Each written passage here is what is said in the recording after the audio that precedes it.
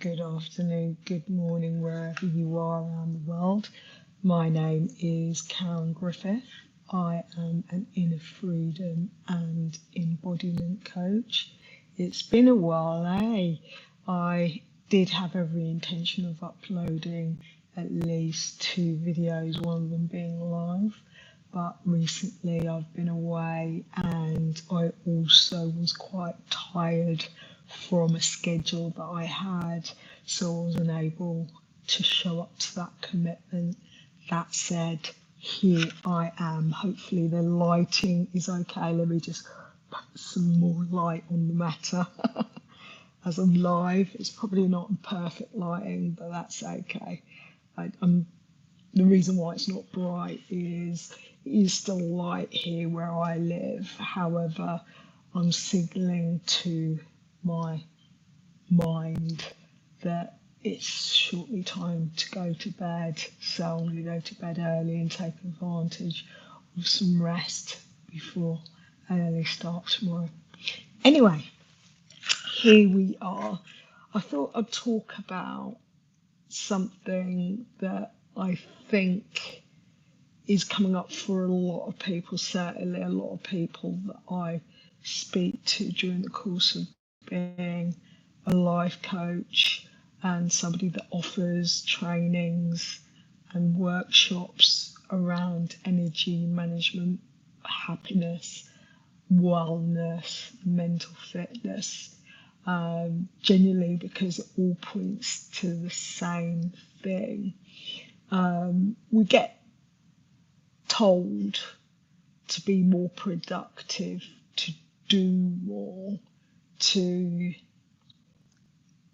fill our time and perform the right actions. However, what I don't think is spoken about enough is how we can allow our time to be manipulated is one word, but I think,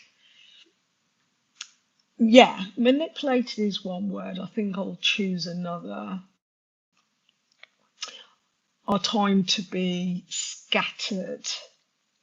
The reason I want to say this is we're always told we have the same amount of hours in the day. However, what it doesn't take into consideration is not everybody is on the same playing field. Some of us have more responsibilities than others, obligations, responsibilities, accountability, and that might be to family, that might be to business, that might be to clients, that might be to bosses, companies, shareholders, if that's true for you. What I'm saying is that it's really not taking into account the reality of how life works. That said, what I would invite you to consider is how do you spend your time in the context of the things that you want, need and desire.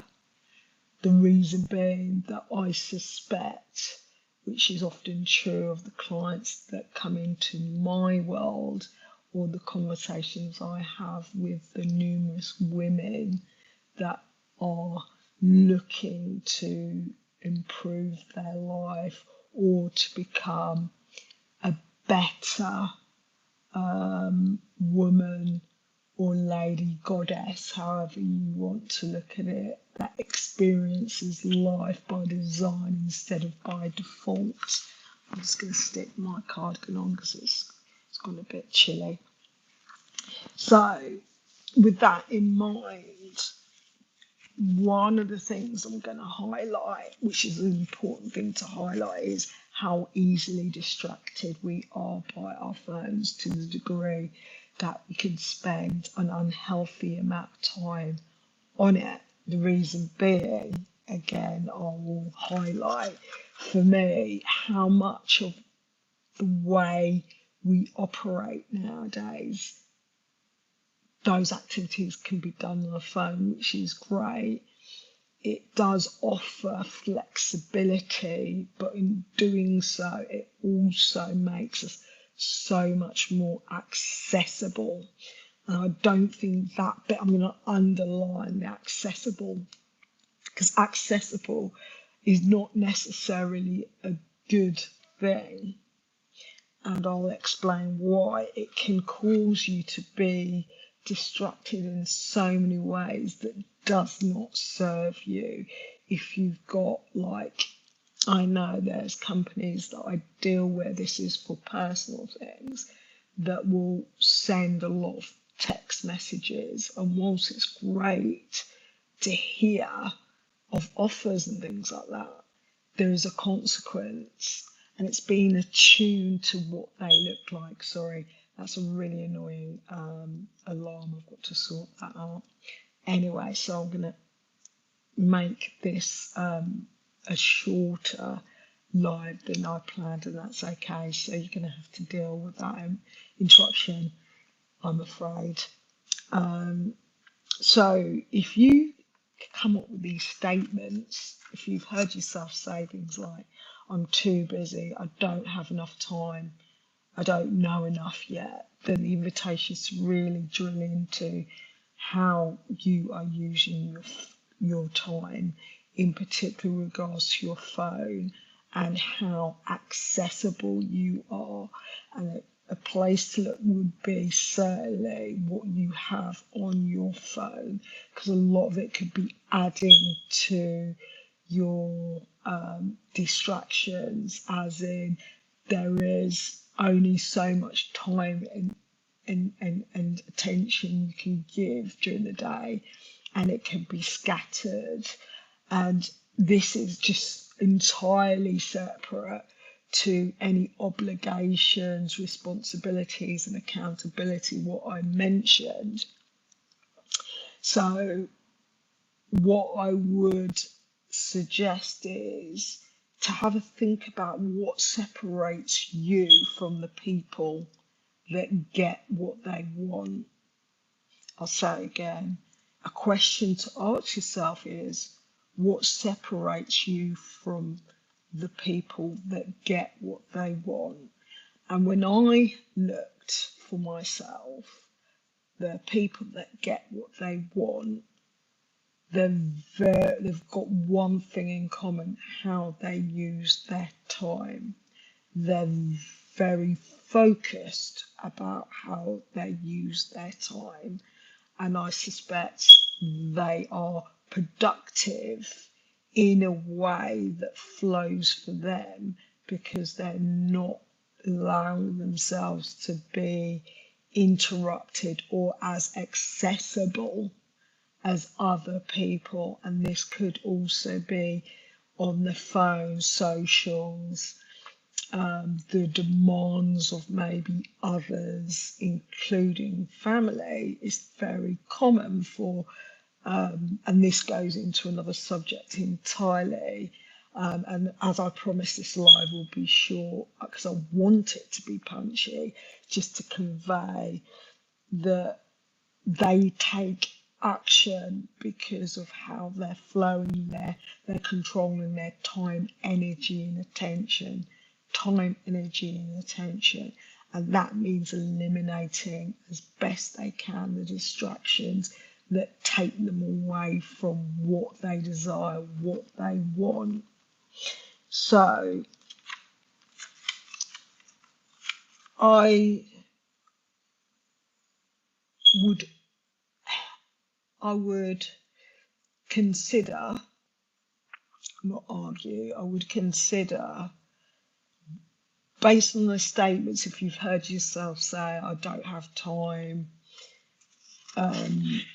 I'm too busy, I don't know enough, to really question how you are spending the time, especially if you don't know enough.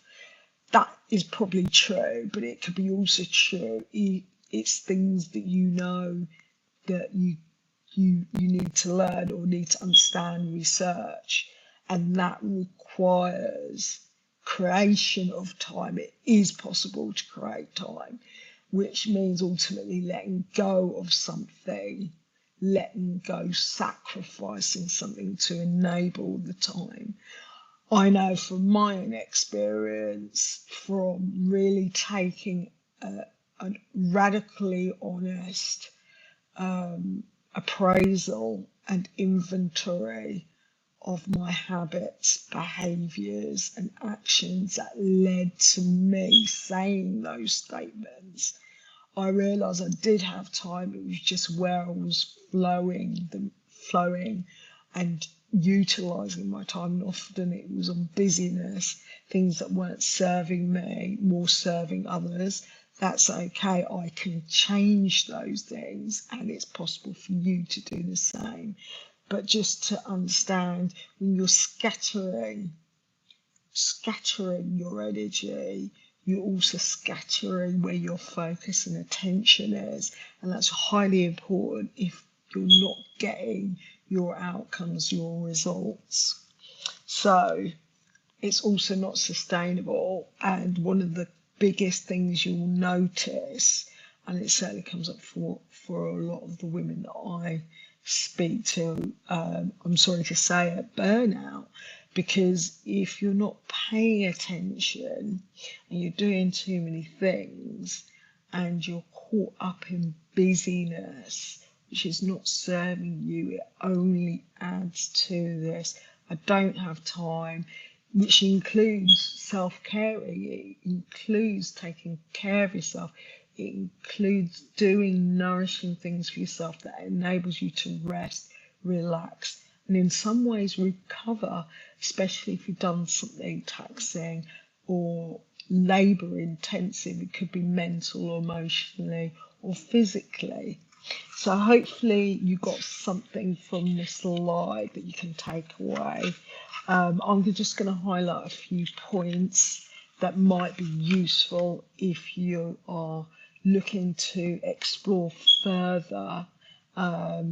If you want to go deeper, do get in touch. There is means of experiencing the way that I coach women around the areas to help them become better, bestest self, lead into their purpose, and also start those things, including businesses that enables them to have a happy, fulfilled and purposeful life. So I'll go over them again. How are you spending your time? Being radically honest about that. How attached are you to your phone? Especially if you're saying statements like, I'm too busy, I don't have time, I don't know enough yet. And really to consider what separates you from the people that you see, get what they want. Because what I've seen that's common is they properly control their time, energy and attention, and they flow it on the things that are meaningful and purposeful for them. And they do also eliminate the distractions and how accessible they are, particularly on social media. So it's possible to create time, but to create time, it means you need to let some things go. It means sacrifices. I don't use the term sacrifice